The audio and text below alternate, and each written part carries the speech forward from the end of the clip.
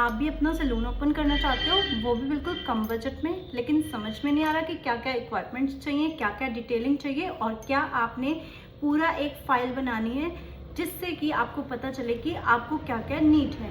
तो ये वीडियो आपके लिए है, तो वीडियो को लास्ट तक ज़रूर देखना।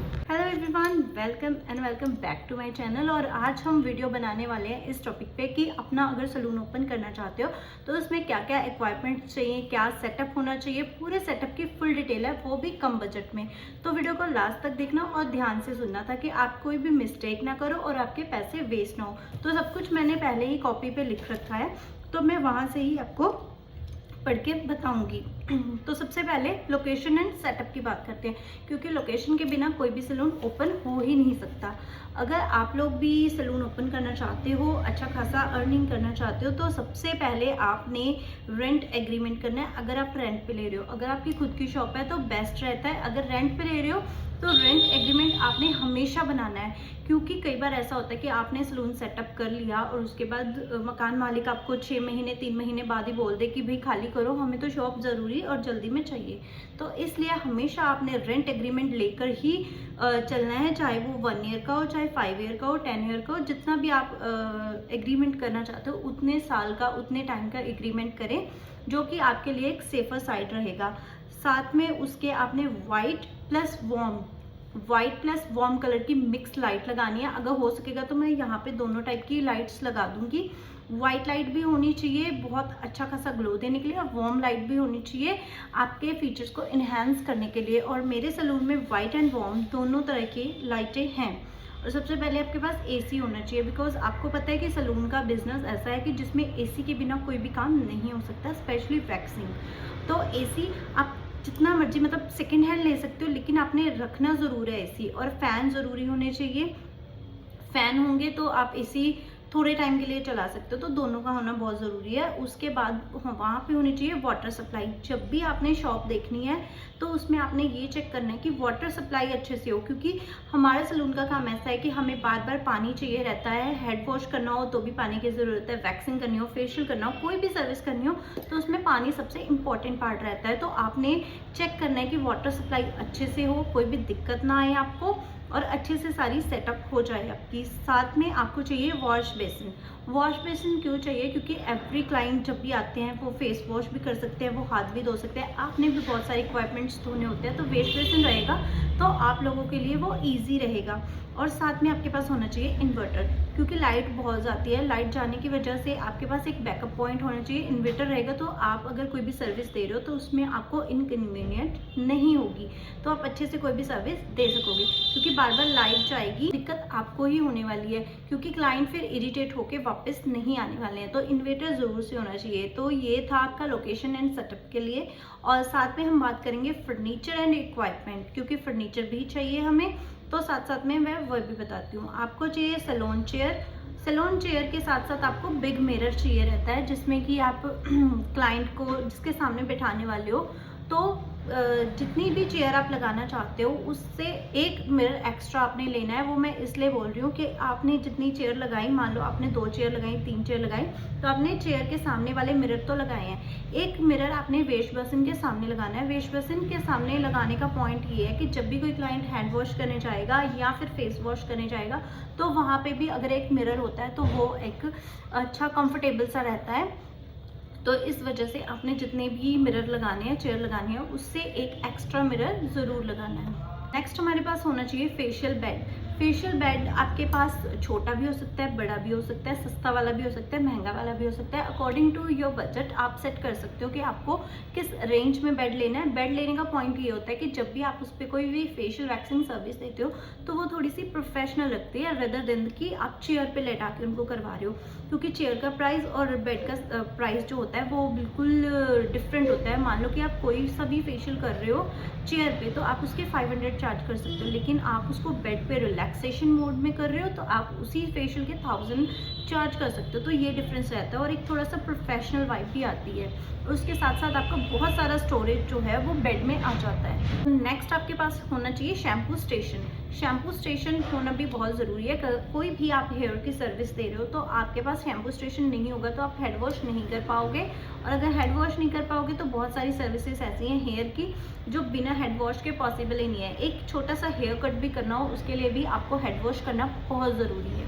साथ में आपके पास होनी चाहिए ट्रॉली, जिसमें कि आप भर भर के स्टोरेज रख सको, जिसके ऊपर आप सामान रख के यूज़ कर सको। वो आपके लिए कन्वीनियंट रहता है क्योंकि हम बार बार किसी पर्टिकुलर पॉइंट पे जाके प्रोडक्ट पिक नहीं कर सकते हैं जब भी हम यूज़ कर रहे हो, सर्विस दे रहे हो। तो एक ट्रॉली साथ में होती है जिसपे कि हम सामान रख के यूज़ कर सकते हैं, और वो हमारे लिए एक बेनिफिशियल पॉइंट रहता है और ये होनी बहुत ज़रूरी है।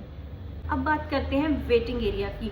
बहुत सारे लोग ऐसे हैं जो एक क्लाइंट आता है उसके साथ 2 या 3 लोग या एक कोई भी रैंडम पर्सन आ जाते हैं, तो उनके लिए वेटिंग एरिया होना चाहिए। साथ के साथ अगर आप कोई सर्विस दे रहे हो, आपकी सारी चेयर बिजी हैं, तो जो न्यू क्लाइंट आए हैं उनके बैठने के लिए भी हमें वेटिंग एरिया बनाना पड़ता है। तो उसके लिए आप सोफ़ा का यूज़ कर सकते हो, चेयर्स लगा सकते हो। अगर बजट नहीं है तो आप सेटी ले सकते हो। सेटी एक ईजी ऑप्शन रहता है विद स्टोरेज, तो उसमें आपका स्टोरेज भी आ जाएगा, आपका वेटिंग एरिया भी अच्छा सा बन जाएगा। और वेटिंग एरिया के पास आपने कोई भी डेकोरेशन पीस लगाना ज़रूर से है, क्योंकि अगर आपने वहाँ पे डेकोरेशन पीस लगाया होगा तो वो देखने में अच्छा लगता है और अच्छी वाइब देता है और लोग बहुत ज़्यादा अट्रैक्टिव होते हैं।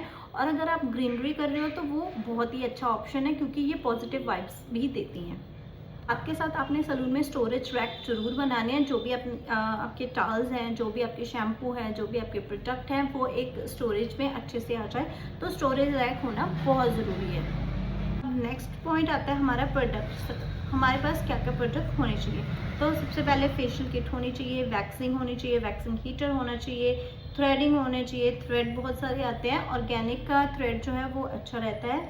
और उसके बाद हेयर कलर होने चाहिए, हेयर कलर के साथ डेवलपर आते हैं, डेवलपर होने चाहिए। शैम्पू प्लस कंडीशनर होने चाहिए जो हम सेल कर सकें और जो हमने यूज़ करनी है, दोनों टाइप के हमारे पास होने चाहिए। उसके बाद ब्लीच होनी चाहिए, 2 से 3 कंपनी की ब्लीच आपने ज़रूर रखनी है क्योंकि कोई भी क्लाइंट सेम चीज़ें नहीं लगाते हैं, तो आपने 2 से 3 कंपनी की, अलग अलग कंपनी की रखनी है ताकि आप उन्हें अच्छे से ऑप्शन दे सको और वो ऑप्शन में से चूज़ कर सकें। उसके बाद क्लीनअप के प्रोडक्ट रखने हैं आपने, मैनिक्योर पेडिक्योर किट रखनी है, और साथ में आपने शीट, टॉवल और ग्लव्स रखने हैं। मैं जितना भी सामान बोल रही हूँ मेक श्योर कि मैं वहाँ पे पिक्चर लगा दूँ ताकि आपको ईजिली वो सामान मिल जाए जो मैंने पिक्चर में लगाया है। और अगर मैं नहीं भी लगा पाई, क्योंकि ऐसे करने में, एडिटिंग करने में कम से कम भी 3 से 4 घंटे जाएंगे और फिर वीडियो लेट हो जाएगी। अगर वीडियो मैंने जल्दी डालनी हुई तो मैं पिक्चर्स नहीं लगा पाऊँगी। आप गूगल पे सर्च कर लेना उस सेक्शन को पॉज करके, नहीं तो मेक श्योर कि मैं वहाँ पे पिक्चर लगा दूँ ताकि आप पिक्चर से भी देख सको, रिकॉग्नाइज कर सको कि आपने क्या चीज़ लेनी है। नेक्स्ट हम बात करते हैं टूल्स विद मशीन्स। तो टूल्स हमारे पास हेयर ड्रायर होनी चाहिए, बहुत ज़रूरी है हेयर स्टाइल के लिए भी, बाल ड्राई करने के लिए भी। स्ट्रेटनर होना चाहिए, एक अच्छा खासा स्ट्रेटनर आपने लेना है। आइकॉनिक का स्ट्रेटनर और आइकॉनिक की हेयर ड्रायर है मेरे पास और मैं वही रिकमेंड करूँगी कि आप ले लो। और साथ में आपने कर्लर मशीन लेनी है, 5-in-1 वाली कर्लर मशीन ले लोगे तो आपके सारे टूल्स यूज़ हो जाएंगे, हर एक क्लाइंट पे यूज़ हो जाएंगे, आपको अलग से लेने नहीं पड़ेंगे। एक आपने लेना है ट्रिमर, क्योंकि बहुत सारे क्लाइंट ऐसे आते हैं जस्ट ट्रिमिंग करवाने आते हैं, तो सीजर से अगर आप इजी नहीं कर पाते हो तो ट्रिमर होगा तो ईजिली आप लोग कर लोगे। नेक्स्ट हमारे पास होना चाहिए स्टीमर। हेयर स्पा के लिए स्टीमर बहुत ज़रूरी है और फेशियल के लिए भी स्टीमर बहुत ज़रूरी है। ये फेशियल वाला स्टीमर आप इस टाइप का ले सकते हो, मैं यहाँ पे फ़ोटो लगा रही हूँ, और ये इस साइड वाला जो है वो हेयर स्पा के लिए स्टीमर यूज़ होता है। और साथ में आपने लेने हैं ब्रश एंड कॉम सेट। यहाँ पे देखिए ये ब्रश का सेट लगा हुआ है और कॉम सेट भी लगा हुआ है, तो आप ये वाला ले सकते हो। ये आपको बेनिफिशियल इसलिए रहेगा क्योंकि ये जो है बजट फ्रेंडली है और इसमें हर टाइप की कॉम आ जाती है, हर टाइप का ब्रश आ जाता है। हम बात करते हैं लीगल एंड बेसिक सेटअप की, जिसमें कि शॉप रजिस्ट्रेशन होएगी, बिल्स होंगे, प्राइस लिस्ट होएगी, विजिटिंग कार्ड्स होंगे। जितने भी आपके बिल्स हैं आपने संभाल के रखने हैं क्योंकि वो आगे जाके आपके बहुत काम आने वाले हैं। प्राइस लिस्ट आपने क्लियर रखनी है, जो प्राइस आप एक क्लाइंट को दे रहे हो वही सेम प्राइस आपने दूसरे क्लाइंट को देना है, नहीं तो आपके साथ बहुत बड़ा ब्लंडर होने वाला है। क्योंकि क्लाइंट्स आपस में बात करते हैं और अगर उन्हें पता चला कि आपने दोनों डिफरेंट प्राइस दिए हैं तो वो दोबारा आपके पास नहीं आने वाले। तो हमेशा से प्राइस लिस्ट क्लियर रखें। थोड़ा सा डिस्काउंट देना आपके हाथ में है, लेकिन प्रॉपर प्राइस चेंज मत करें, कभी भी मत करें। और विजिटिंग कार्ड अच्छे से रखें क्योंकि आपने नया सलून ओपन करना है, तो विजिटिंग कार्ड होंगे तो आपको रेफरल बहुत सारे मिलने वाले हैं।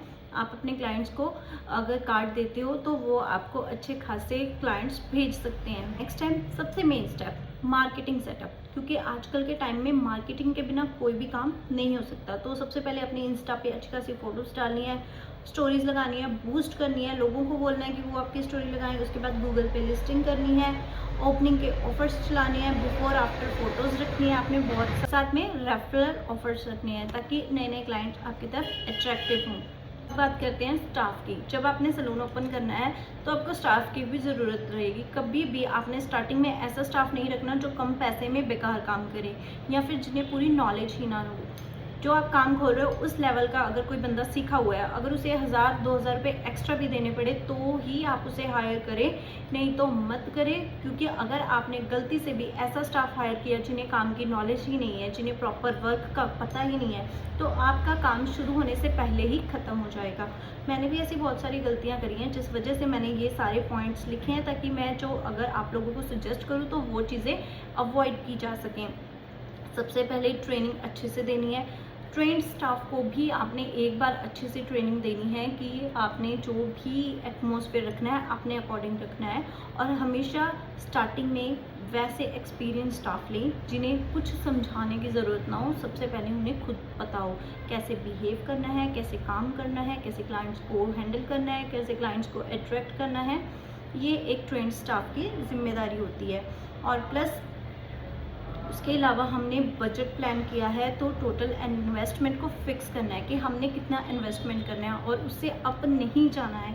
और मंथली एक्सपेंसिव लिखने हैं। हमने डे 1 से लेके डे 30 तक जो कमाया, जो हमने यूज़ किया, वो सारा लिखना है। इससे ऐसा होगा कि हमने क्या कमाया है और क्या हमने यूज़ कर लिया पैसा, वो हिसाब में रहेगा हमारे पास, और हम नेक्स्ट मंथ से उस चीज़ को कंट्रोल में लाने की कोशिश करेंगे।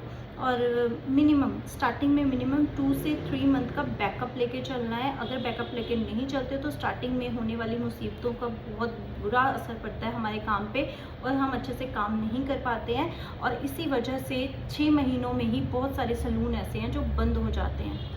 अब हमने बात करी थी स्टार्टिंग में कि हमने कम बजट में, लो बजट में कैसे सेटअप करना है। तो सबसे पहले हम कोई 5000 रुपये रेंट वाली दुकान देख सकते हैं या फिर हम घर से स्टार्ट कर सकते हैं। ये दोनों ही ऑप्शन लो बजट में आते हैं।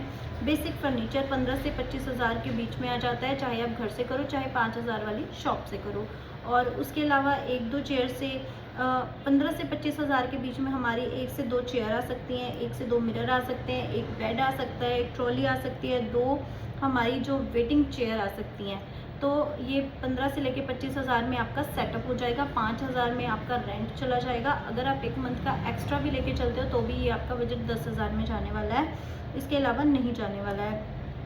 और या फिर आपका बजट और भी कम है, आपने सेकंड हैंड लेना है तो आप ओलेक्स से ले सकते हो। जैसे कि मैंने बताया कि 15 से 25 जा सकते हो, 25 में आप सारा नया सामान ले सकते हो, 15 से 20 हज़ार में आप ओल्ड सामान ले सकते हो। ओलेक्स पे इजीली मिल जाता है और आपको कहीं से 10,000 का भी इतना पूरा सेटअप मिल जाएगा। जिन्हें भी ज़रूरत नहीं होती सामान की वो यूज़ के लिए सेल कर देते हैं। तो वहाँ पे अगर आप सर्च करते हो तो आपको अच्छे अच्छे ऑप्शन मिल जाएंगे। और उसके अलावा जो हमारे टूल्स हैं, हेयर ड्रायर है, स्ट्रेटनर है, कर्लर है, फेशियल स्टीमर है, ये आप थोड़ी से कम बजट के ले सकते हो, लेकिन कंपनी के साथ कॉम्प्रोमाइज़ ना ही करें तो बेहतर रहेगा। क्योंकि ये आपकी ऐसी चीज़ें हैं कि अगर आपने एक बार परचेज़ करी तो ये 3 से 4 साल आपकी ख़राब नहीं होने वाली है, और अगर आप लोकल वाली लोगे तो उसका रिज़ल्ट अच्छा नहीं होगा और वो जल्दी ख़राब भी हो जाएंगे। तो इस वजह से मैं ये कह रही हूँ कि आप लोगों ने अच्छे खासे ब्रांड के ही सामान लेने हैं। टोटल आपका 50,000 में अच्छा खासा सलून ओपन हो जाएगा और आप एक सलून के ओनर बन जाएंगे, अपने खुद का काम करने के लिए काबिल हो जाएंगे। अगर आपको ये वीडियो अच्छी लगी तो लाइक शेयर सब्सक्राइब ज़रूर करें और मेरे वीडियो को शेयर ज़रूर करें जो भी काम स्टार्ट करना चाहते हैं उनके साथ। Thank you so much for watching this video.